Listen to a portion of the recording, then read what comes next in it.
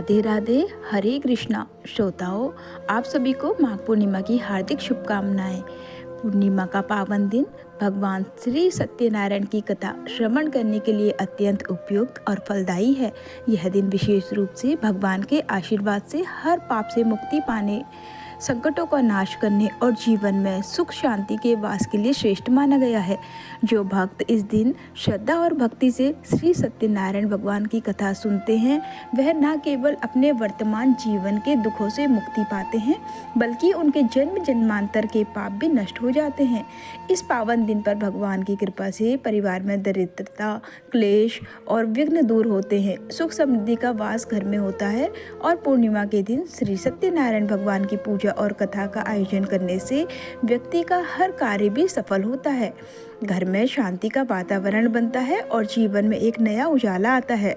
श्री सत्यनारायण भगवान के आशीर्वाद से जीवन में सभी प्रकार की इच्छाओं की पूर्ति होती है और भगवान की असीम कृपा से एक सुखमय और समृद्ध जीवन की प्राप्ति होती है। तो चलिए प्रिय श्रोताओं, आज इस पवित्र अवसर पर हम सभी मिलकर श्री सत्यनारायण भगवान की कथा का श्रवण करते हैं। सभी मिलकर प्रेम से बोलिए, विघ्नहर्ता भगवान गणेश की जय, श्री सत्यनारायण भगवान की जय, श्री विष्णु भगवान की जय। पौराणिक कथा के अनुसार एक समय नैमिषारण्य तीर्थ में शौनक आदि 88,000 ऋषियों ने श्री सूत जी से कहा, हे प्रभु, इस कलयुग में वेद विद्या रहित मनुष्यों को प्रभु भक्ति किस प्रकार मिलेगी और उनका उद्धार कैसे होगा। हे मुनिश्रेष्ठ, कोई ऐसा तप कहिए जिससे थोड़े समय में पुण्य प्राप्त होए और मनवांछित फल मिले। ऐसी कथा को सुनने की हमारी इच्छा है। शास्त्र ज्ञाता श्री सूत जी बोले, हे वैष्णव में पूज्य, आप सबने प्राणियों के हित की बात पूछी है। अब मैं उस श्रेष्ठ व्रत को आप लोगों से कहूँगा जिस व्रत को नारद जी ने श्री लक्ष्मी नारायण भगवान से पूछा था और लक्ष्मीपति ने मुनिश्रेष्ठ नारद जी से कहा था। सो ध्यानपूर्वक सुनो। एक समय योगीराज नारद जी दूसरों के हित की इच्छा से अनेक लोगों में घूमते हुए मृत्यु लोक में आ पहुँचे। यहाँ अनेक योनियों में जन्मे हुए सभी मनुष्यों को अपने कर्मों के अनुसार अनेकों दुखों से पीड़ित देखकर सोचा कि किस यत्न के करने से निश्चय ही प्राणियों के दुखों का नाश हो सकेगा। ऐसा मन में सोचकर देवर्षि मुनि श्री विष्णु लोक को गए। वहाँ श्वेत वर्ण और 4 भुजाओं वाले देवों के ईश नारायण को देखकर, जिनके हाथों में शंख चक्र गदा और पद्म थे तथा वरमाला पहने हुए थे, स्तुति करने लगे। हे भगवान, आप अत्यंत शक्ति से संपन्न हैं, मन और वाणी भी आपको नहीं पा सकती। आपका आदि मध्य अंत भी नहीं है। आप निर्गुण स्वरूप सृष्टि के आदिभूत और भक्तों के सभी दुखों को नष्ट करने वाले हो। आपको मेरा नमस्कार है। नारद जी से इस प्रकार की स्तुति सुनकर भगवान श्री विष्णु बोले, हे मुनि श्रेष्ठ, आपके मन में क्या है? आपका किस काम के लिए आगमन हुआ है? निसंकोच कहिए। तब नारद मुनि बोले, प्रभु, मृत्यु लोक में सब मनुष्य जो अनेक योनियों में पैदा हुए हैं, अपने अपने कर्मों के द्वारा अनेक प्रकार के दुखों से दुखी हो रहे हैं। हे नाथ, यदि आप मुझ पर दया रखते हो तो बताइए कि उन मनुष्यों के सब दुख थोड़े से ही प्रयत्न से कैसे दूर हो सकते हैं। तब श्री विष्णु भगवान जी बोले, हे नारद, मनुष्यों की भलाई के लिए तुमने बहुत अच्छी बात पूछी है। जिस काम के करने से मनुष्य मोह से छूट जाता है, वह मैं कहता हूँ, सुनो।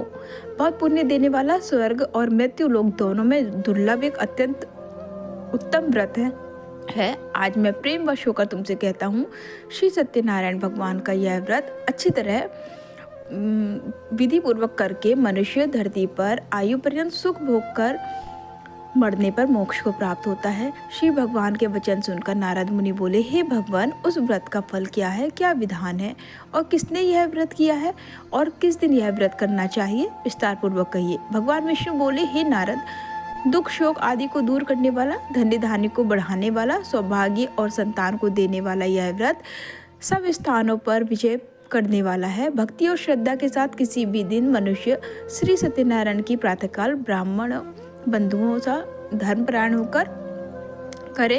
भक्ति भाव से नैवेद्य केले का फल, शहद, घी, दूध और गेहूं का आटा सवाया ले गेहूं के अभाव में साठी का चूर्ण भी ले सकते हैं और सब पदार्थों को भगवान को अर्पण कर दें और बंधुओं सहित ब्राह्मणों को भोजन कराएं। उसके पश्चात स्वयं भोजन करें। रात्रि में नृत्य गीत आदि का आयोजन कर सत्यनारायण भगवान का ध्यान करते हुए समय बिताएं। इस तरह व्रत करने पर मनुष्य की इच्छा निश्चय पूर्ण संपूर्ण होती है। विशेष रूप से कलिकाल में भूमि पर यही मोक्ष का सरल उपाय है। प्रेम से बोलिए श्री सत्यनारायण भगवान की जय। श्री सत्यनारायण व्रत कथा का प्रथम अध्याय संपूर्ण। दूसरा अध्याय प्रारंभ करते हैं। श्री सूत जी बोले, हे ऋषियों, जिसने पहले समय में इस व्रत को किया है उसका इतिहास कहता हूँ, ध्यानपूर्वक सुनो। काशीपुरी नगरी में एक अत्यंत निर्धन ब्राह्मण रहता था। वह भूख और प्यास से बेचैन हुआ नित्य पृथ्वी पर घूमता था। ब्राह्मणों से प्रेम करने वाले भगवान ने ब्राह्मण को दुखी देखकर बूढ़े ब्राह्मण का रूप धरकर उसके पास जाकर आदरपूर्वक पूछा, हे विप्र, तुम नित्य दुखी होकर पृथ्वी पर क्यों घूमते हो? हे ब्राह्मण, यह सब मुझसे कहो, मैं सुनना चाहता हूँ। तब वह ब्राह्मण बोला, मैं निर्धन ब्राह्मण हूँ, भिक्षा के लिए पृथ्वी पर फिरता हूँ। हे भगवान, यदि आप इससे छुटकारा पाने का कोई उपाय जानते हैं तो कृपा कर मुझे बताएं। वृद्ध ब्राह्मण बोला, हे विप्र, सत्यनारायण भगवान मनवांछित फल देने वाले हैं, इसलिए तुम उनका पूजन करो, जिसके करने से मनुष्य सब दुखों से मुक्त हो जाता है। तब ब्राह्मण को व्रत का सारा विधान बतलाकर बूढ़े ब्राह्मण का रूप धारण करने वाले श्री सत्यनारायण भगवान वहीं अंतर्ध्यान हो गए। जिस व्रत को विप्र ब्राह्मण ने बतलाया है मैं उसको अवश्य कहूँगा। यह निश्चय करने पर उसे रात भर नींद नहीं आई। सवेरे उठकर सत्यनारायण भगवान के व्रत का निश्चय कर वह भिक्षा के लिए चला। उस दिन उसको भिक्षा में बहुत सारा धन मिला, जिससे बंधु बांधव के साथ उसने सत्यनारायण भगवान का व्रत किया। इसके करने से वह ब्राह्मण सब दुखों से छुटकर अनेक प्रकार की संपत्तियों से युक्त हुआ। उस समय से वह ब्राह्मण हर मास व्रत करने लगा। इस तरह सत्यनारायण भगवान के व्रत को जो भी करेगा वह मनुष्य सब दुखों से छूट जाएगा। इस तरह नारद जी से सत्यनारायण भगवान का कहा हुआ यह व्रत मैंने तुमसे कहा। हे विप्रो, मैं अब और क्या कहूँ? तब ऋषिगण बोले, हे मुनीश्वर, संसार में इस ब्राह्मण से सुनकर किस किसने यह व्रत को किया, हम सब वह भी सुनना चाहते हैं। इसके लिए हमारे मन में अत्यंत जिज्ञासा हो रही है। सूत जी बोले, हे मुनियों, जिसने इस व्रत को किया वह सब भी सुनो। एक समय वह ब्राह्मण धन और ऐश्वर्य के अनुसार बंधु बांधव के साथ व्रत करने को तैयार हुआ। उसी समय एक लकड़ी बेचने वाला बूढ़ा आदमी आया और बाहर लकड़ियों को रखकर ब्राह्मण के मकान में गया। प्यास से दुखी लकड़हारा उनको व्रत करते देखकर ब्राह्मण को नमस्कार करके कहने लगा, यह आप क्या कर रहे हैं? इसके करने से क्या फल मिलता है? कृपा करके मुझको बतलाएं। ब्राह्मण ने कहा, सब मनोरथ को पूर्ण करने वाला यह सत्यनारायण भगवान का व्रत है। इसकी ही कृपा से मेरे यहाँ धन धान्य आदि की वृद्धि हुई है। ब्राह्मण से इस व्रत के बारे में जानकर लकड़हारा अत्यंत प्रसन्न हुआ। चरणामृत लेकर प्रसाद ग्रहण करने के बाद वह अपने घर को गया। अगले दिन लकड़हारे ने अपने मन से इस प्रकार का व्रत करने का संकल्प लिया कि आज गांव में लकड़ी बेचने से जो भी धन मिलेगा उसी से सत्यनारायण भगवान का उत्तम व्रत करूंगा। ऐसा मन में निश्चय कर वह बूढ़ा आदमी लकड़ियां अपने सिर पर रखकर जिस नगर में धनवान लोग रहा करते थे ऐसे सुंदर नगर में गया। उस दिन वहां पर उसे उन लकड़ियों का दाम पहले से चौगुना मिला। तब वह लकड़हारा दाम लेकर अति प्रसन्न होकर पके केले, शक्कर, घी, दूध, दही और गेहूं का चूर्ण इत्यादि सत्यनारायण भगवान के व्रत की कुल सामग्रियों को लेकर अपने घर गया। फिर उसने अपने परिवारजनों को बुलाकर विधि के साथ भगवान का पूजन और व्रत किया। उस व्रत के पुण्य प्रभाव से वह बूढ़ा लकड़हारा धन, पुत्र आदि से युक्त हुआ और संसार के समस्त भोग सुख भोग कर अंत में बैकुंठ लोक को चला गया। श्री सत्यनारायण भगवान की जय। श्री सत्यनारायण व्रत कथा का दूसरा अध्याय संपूर्ण। तीसरा अध्याय। श्री सूत जी बोले, हे श्रेष्ठ मुनियों, अब आगे की कथा कहता हूँ, सुनो। पहले समय में उल्कामुख नाम का एक बुद्धिमान राजा रहा करता था। वह सत्य व्रत वक्ता और जितेंद्रिय था। प्रतिदिन देव स्थानों पर जाता और गरीबों को धन देकर उनके कष्ट दूर करता था। उसकी पत्नी कमल के समान मुख वाली और सती साध्वी थी। पुत्र प्राप्ति के लिए भद्रशलाला नदी के तट पर उन दोनों ने सत्यनारायण भगवान का व्रत किया। उस समय वहाँ एक साधु नामक वैश्य आया।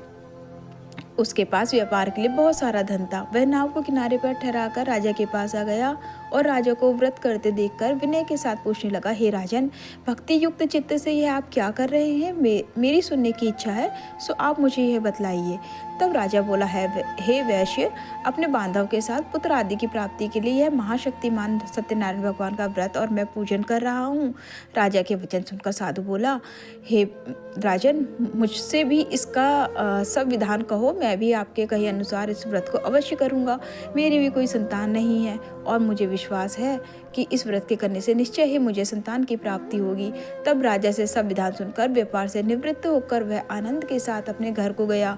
साधु ने अपनी स्त्री को संतान देने वाले इस व्रत को सुनाया और प्रण किया कि जब मेरे यहाँ संतान होगी तब मैं इस व्रत को करूँगा।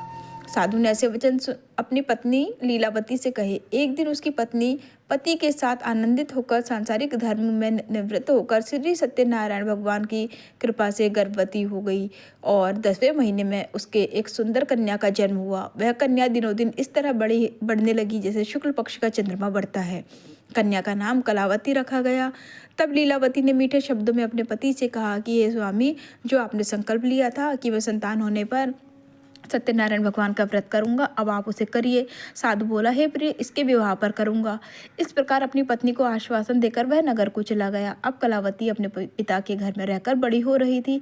एक दिन साधु ने जब नगर में सखियों के साथ अपनी पुत्री को देखा तो तुरंत दूत को बुलाकर कहा कि पुत्री के लिए कोई सुयोग्य वर देखकर लाओ। साधु की आज्ञा पाकर दूत कंचन नगर पहुंचा और वहां पर बहुत खोज कर और बहुत देखभाल कर कन्या के लिए सुयोग्य वणिक पुत्र को ले आया। उस सुयोग्य युवक को देखकर साधु ने कहा, अपने बंधु बहनों सहित प्रसन्नचित्त होकर अपनी पुत्री का विवाह उसके साथ कर दिया, किंतु दुर्भाग्य से विवाह के समय भी उस व्रत को करना भूल गया। तब श्री सत्यनारायण भगवान क्रोधित हो गए और साधु को श्राप दे दिया कि तुम्हें दारुण दुख प्राप्त होगा। अपने कार्य में कुशल साधु वैश्य अपने जमाता सहित समुद्र के समीप स्थित रत्नपुर नगर में गया और वहां दोनों ससुर जमाई चंद्रकेतु राजा के उस नगर में व्यापार करने लगे। एक दिन भगवान सत्यनारायण की माया से प्रेरित हो कोई चोर राजा का धन चुराकर भागा जा रहा था, किंतु राजा के दूतों को आता देखकर चोर घबराकर भागते हुए धन को वहीं चुपचाप छोड़कर चले गए जहां वे ससुर और जमाई ठहरे हुए थे। जब दूतों ने उन साधु वैश्य के पास राजा के धन को रखा हुआ देखा तो वे उन्हीं को चोर समझकर दोनों को बांध कर ले गए और राजा के पास जाकर बोले, हे राजन, ये दो चोर हम पकड़ कर लाए हैं, देखकर आज्ञा दीजिए। तब राजा की आज्ञा से उनको कठोर कारावास में डलवा दिया गया और उनका सब धन भी छीन लिया गया। सत्यनारायण भगवान के श्राप के कारण साधु वैश्य की पत्नी और पुत्री भी इस घर में बहुत दुखी रहने लगी। उनके घर पर जो भी धन रखा था चोर चुरा कर ले गए। शारीरिक और मानसिक पीड़ा और भूख प्यास से अति दुखी होकर और अन्न की चिंता में कलावती एक दिन एक ब्राह्मण के घर गई। वहां उसने सत्यनारायण भगवान का व्रत होते देखा, फिर कथा सुनी और प्रसाद ग्रहण करके रात होने पर वह घर आई। तब उसकी माता ने कलावती से पूछा, हे पुत्री, तू अब तक कहाँ रही और तेरे मन में क्या है? कलावती कहने लगी, माते, मैंने एक ब्राह्मण के घर पर श्री सत्यनारायण भगवान का व्रत होते देखा है। कन्या के ऐसे वचन सुनकर लीलावती भगवान के पूजन की तैयारी करने लगी। लीलावती ने परिवार और बंधुओं सहित श्री सत्यनारायण भगवान का पूजन किया और वर मांगा कि मेरे पति और दामाद शीघ्र घर आ जाएं। साथ ही प्रार्थना की कि हम सबका अपराध क्षमा करो। सत्यनारायण भगवान इस व्रत से संतुष्ट हो गए और राजा चंद्रकेतु को स्वप्न दर्शन देकर कहा, हे राजन, तुमने जिन दोनों वैश्य को बंदी बना रखा है वे निर्दोष है, उन्हें प्रातः ही छोड़ दो और उनका सब धन जो तुमने ले लिया है उसे वापस लौटा दो, नहीं तो मैं तेरा धन, राज्य, पुत्र आदि सब नष्ट कर दूंगा। राजा से ऐसे वचन सुनकर भगवान अंतर्ध्यान हो गए। प्रातःकाल राजा चंद्रकेतु ने सभा में अपना स्वप्न सुनाया। फिर दोनों बड़े पुत्रों को कैद से मुक्त कर सभा में बुलाया। दोनों ने आते ही राजा को नमस्कार किया। राजा ने मीठे वचनों से बोला, हे महानुभावों, तुम्हें दवश ऐसा करना दुख प्राप्त हुआ है, तुम्हें दवश ऐसा कठिन दुख प्राप्त हुआ है, अब तुम्हें कोई भय नहीं। ऐसा कहकर राजा ने उनको नए नए वस्त्र आभूषण पहनाए और उनका जितना धन लिया था उससे 2 गुना धन देकर आदर सहित विदा कर दिया। तब वे दोनों वैश्य अपने घर को चल दिए। श्री सत्यनारायण भगवान की जय। श्री सत्यनारायण व्रत कथा का 3रा अध्याय संपूर्ण। आइए अब 4था अध्याय सुनते हैं। श्री सूत जी बोले, साधु बनिया मंगलाचरण कर और ब्राह्मणों को धन देकर अपने नगर के लिए चल पड़ा। साधु के कुछ दूर जाने पर इधर भगवान सत्यनारायण की उसकी सत्यता की परीक्षा लेने के विषय में जिज्ञासा हुई। तब वे एक दंडी का वेश बनाकर उस बनिए के सामने गए और पूछा, साधु, तुम्हारे नाम में क्या भरा है? तब धन के मद में चूर दोनों महाजनों ने अवहेलनापूर्वक हंसते हुए कहा, दंडी सन्यासी, क्यों पूछ रहे हो? क्या कुछ मुद्रा लेने की इच्छा है? हमारे नाम में तो लता और पत्ते आदि भरे हैं। उनकी ऐसी निष्ठुर वाणी सुनकर दंडी वेशधारी भगवान बोले, तुम्हारी बात सच हो जाए। ऐसा कहकर दंडी सन्यासी को रूप धारण किए हुए भगवान कुछ दूर जाकर समुद्र के समीप बैठ गए। इधर दंडी के चले जाने पर नित्य क्रिया करने के बाद उतराई हुई यानी जल में ऊपर की ओर उठी हुई नौका को देखकर साधु अत्यंत आश्चर्य में पड़ गया और नाव में लता और पत्ते आदि देखकर मूर्छित होकर पृथ्वी पर गिर पड़ा। होश आने पर बड़ी पुत्र चिंतित हो गया। तब उसके दामाद ने इस प्रकार कहा कि पिताजी आप शोक क्यों करते हैं? दंडी ने श्राप दे दिया है। इस स्थिति में वे ही चाहे तो सब कुछ कर सकते हैं, इसमें संशय नहीं। अतः उन्हीं की शरण में हमको चलना चाहिए और वहीं मन की इच्छा पूर्ण होगी। दामाद की बात सुनकर वह साधु बनिया उनके पास गया और वहां दंडी को देखकर उसने भक्तिपूर्वक उन्हें प्रणाम किया और आदरपूर्वक कहने लगा कि आपके सम्मुख मैंने जो कुछ कहा है असत्य भाषण रूप अपराध किया है। आप कृपा करके मेरे उस अपराध को क्षमा कर दीजिए। ऐसा कहकर बार बार प्रणाम करके वह महान शोक हो गया। दंडी ने उस बनिया को रोते हुए देखकर कहा, हे मूर्ख, रो मत, मेरी बात सुनो। मेरी पूजा से उदासीन होने के कारण और मेरी आज्ञा से ही तुमको बार बार दुख प्राप्त किया है। भगवान की ऐसी वाणी सुनकर वह उनकी स्तुति करने लगा। साधु ने कहा, हे प्रभु, यह आश्चर्य की बात है कि आपकी माया से मोहित होने के कारण ब्रह्मदेवी, फिर मैं मूर्ख आपकी माया से मोहित होने के कारण भला कैसे जान सकता हूँ? प्रभु, आप मुझ पर कृपा कीजिए और मुझ पर प्रसन्न होइए। मैं अपनी धन संपत्ति के अनुसार आपकी पूजा करूँगा। मैं आपकी शरण में हूँ। मेरा जो नौका में स्थित पूरा धन था उसकी और मेरी रक्षा करे। उस बनिए की भक्ति युक्त वाणी सुनकर भगवान जनार्दन संतुष्ट हो गए और भगवान जनार्दन उसे अभीष्ट वर प्रदान कर वहीं अंतर्ध्यान हो गए। इसके बाद वह साधु अपनी नौका में चढ़ा और उसे धन्य धान्य से भरी हुई देखकर भगवान सत्यदेव की कृपा से हमारा मनोरथ सफल हो गया। ऐसा कहकर स्वजनों के साथ उसने भगवान की विधिवत पूजा की। भगवान श्री सत्यनारायण की कृपा से वह आनंद से परिपूर्ण हो गया और नाव को प्रयत्न पूर्वक संभालकर उसने अपने देश के लिए प्रस्थान किया। साधु बनिया ने अपने दामाद से कहा कि वह देखो, मेरी रत्नपुरी नगरी दिखाई दे रही है। इसके बाद उसने अपने धन के रक्षक दूत को अपने आने का समाचार देने के लिए अपनी नगरी में भेजा। उसके बाद उस दूत ने नगर में जाकर साधु की पत्नी को हाथ जोड़कर प्रणाम किया और उसके लिए अभिष्ट बात की। सेठ जी अपने दामाद और बंधु वर्ग के साथ बहुत सारे धन धान्य से संपन्न होकर नगर के निकट पधार गए हैं। दूत के मुख से यह बात सुनकर वह अत्यंत आनंदित हुई और उस साध्वी ने श्री सत्यनारायण की पूजा करके अपनी पुत्री से कहा, पुत्री, मैं साधु के दर्शन करने के लिए जा रही हूँ, तुम भी जल्दी आना। माता का ऐसा वचन सुनकर व्रत को समाप्त करके प्रसाद का परित्याग करके कलावती भी अपने पति का दर्शन करने के लिए चल पड़ी। इससे भगवान सत्यनारायण रुष्ट हो गए और उन्होंने उसके पति को और नौका को धन के साथ हरण करके जल में डुबो दिया। इसके बाद कलावती कन्या अपने पति को न देखकर महान शोक से रुदन करती हुई पृथ्वी पर पड़ी।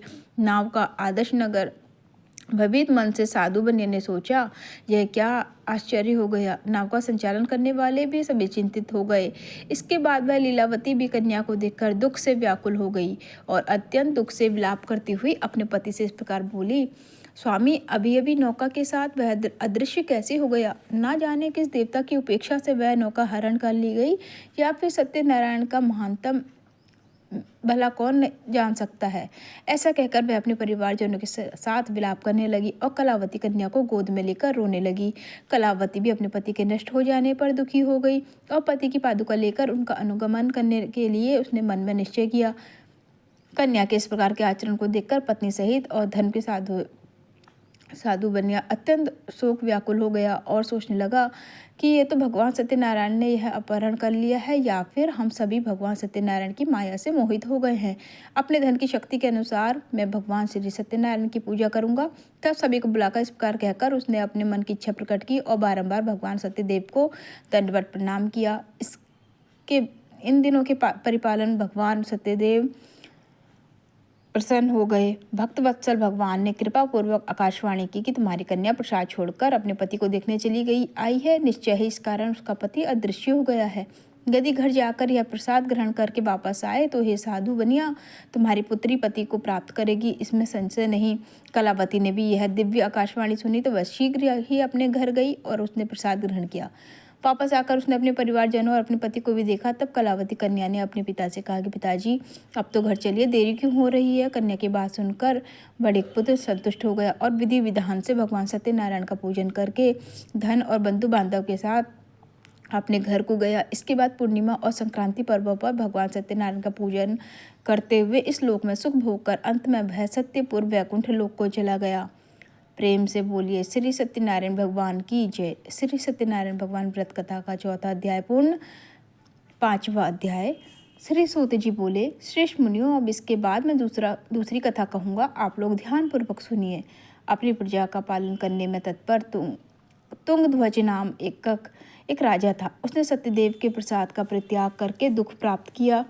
एक बार वह वन में बहुत से पशुओं को मारकर वट वृक्ष के नीचे आया। वहां उसने देखा कि गोपगण बंधु बांधव के साथ वह संतुष्ट होकर भक्ति पूर्वक भगवान सत्यदेव की पूजा कर रहे हैं। राजा ने यह देखकर भी अहंकारवश ना तो वहां गया और ना उसने भगवान सत्यनारायण को प्रणाम ही किया। पूजन के बाद सभी गोपगण भगवान का प्रसाद राजा के समीप रखकर वहां से लौट आए और इच्छानुसार उन सभी ने भगवान का प्रसाद ग्रहण किया।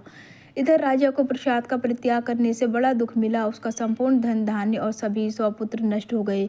राजा ने मन में यह निश्चय किया कि अवश्य ही भगवान सत्यनारायण ने हमारा नाश कर दिया है, इसलिए मुझे वहां जाना चाहिए जहाँ श्री सत्यनारायण का पूजन हो रहा था। ऐसा मन में निश्चय करके वह राजा गोपगणों के समीप गया। उसने गोपगणों के साथ भक्ति श्रद्धा से युक्त होकर विधि पूर्वक भगवान सत्यदेव की पूजा की। भगवान सत्यदेव की कृपा से वह धन धान्य और पुत्रों से संपन्न हो गया और इस लोक में सभी सुखों का भोग कर अंत में सत्यपुर वैकुंठ लोक को प्राप्त हुआ। श्री सूत जी कहते हैं, जो व्यक्ति इस परम दुर्लभ श्री सत्यनारायण के व्रत को करता है और पूर्ण और फल प्रदायिनी भगवान की कथा को भक्ति युक्त होकर सुनता है, उससे भगवान सत्यनारायण की कृपा से धन्य धान आदि की प्राप्ति होती है। दरिद्र धनवान हो जाता है, बंधन में पड़ा हुआ बंधन से मुक्त हो जाता है, डरा हुआ व्यक्ति भय मुक्त हो जाता है। यह सत्य बात है, इसमें संशय नहीं। श्लोक में वह सभी इच्छित फलों को भोग कर अंत में सत्यपुर कुंठ लोक को जाता है। हे ब्राह्मणों, इस प्रकार मैंने आप लोगों से भगवान सत्यनारायण के व्रत को कहा, जिसे करके मनुष्य सभी दुखों से मुक्त हो जाता है। कलयुग में तो भगवान सत्यदेव की पूजा विशेष फल प्रदान करने वाली है। भगवान विष्णु को ही कुछ लोग काल सत्य, कोई ईश, कोई सत्यदेव और दूसरे लोग सत्यनारायण नाम से कहेंगे। इनके अनेक रूप धारण करके भगवान सत्यनारायण सभी का मनोरथ सिद्ध करते हैं। कलयुग में सनातन भगवान विष्णु ही सत्यनारायण रूप धारण करके सभी का मनोरथ पूर्ण करने वाले हैं।